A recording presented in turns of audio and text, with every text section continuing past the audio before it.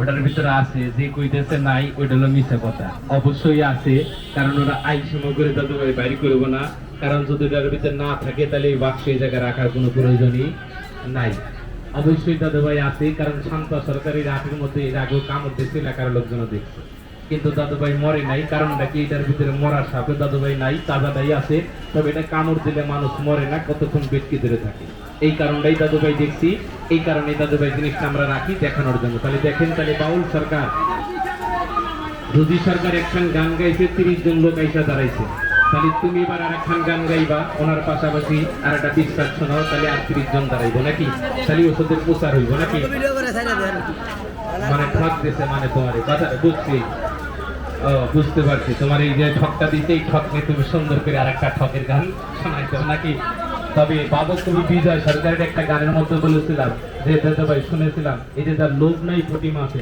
আসেন একটা গান আছে না আসে না হ্যাঁ বিজয় সরকারের একটা গান আছে না আর হবে না মধুর মিলন বৈশা আমের গাছে নাকি তাহলে এইটা হলো বড় কথা সরকার সাহেবের ওই গানটা তাহলে তুমি শোনাও আমার এই ওষুধের বাজান ওষুধটা নিয়েছেন 1 মিনিট বাজান আমার নিয়মটা শোনার বলার সময়টা দিবেন দাদু ভাই খাবার নিয়ম লক্ষ্য করেন দেখি আমার এখানে 15 পিস ধরেন খুলুন তো দেখি প্যাকেটটা আমার এটার মধ্যে 15টা ট্যাবলেট আছে যারা ওষুধটা নিয়েছেন বাজার নিয়মটা শুনুন যাদের পাতে চাপায় কামড়ায় পিস করে ব্যথা করি তাদের জন্য তাহলে এক কাম করেন 1 ফোঁটা করে কস্তুরি যে কয়জন লোক কেবল এসে খাওয়াইছে আপনি একটু খাওয়াই দেন তাহলে সরকারের কাছে আমরা বাউলি দাসের একটা গান শুনি ধরো ধরো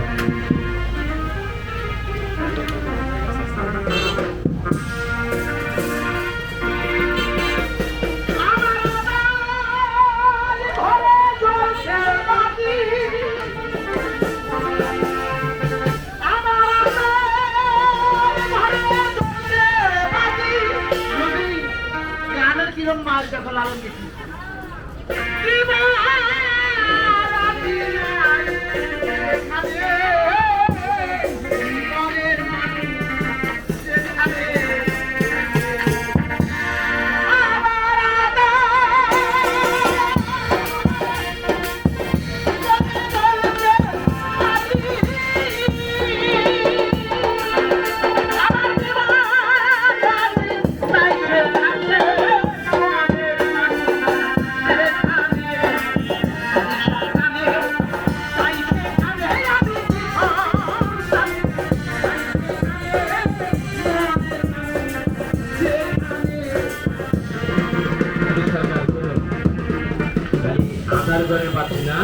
হ্যাঁ রে, তাহলে দাদু ভাই এক ফোঁটা যারা খাইলেন এটা হাত দেখান তো, এইখান থেকে গানটা শেষ করবা।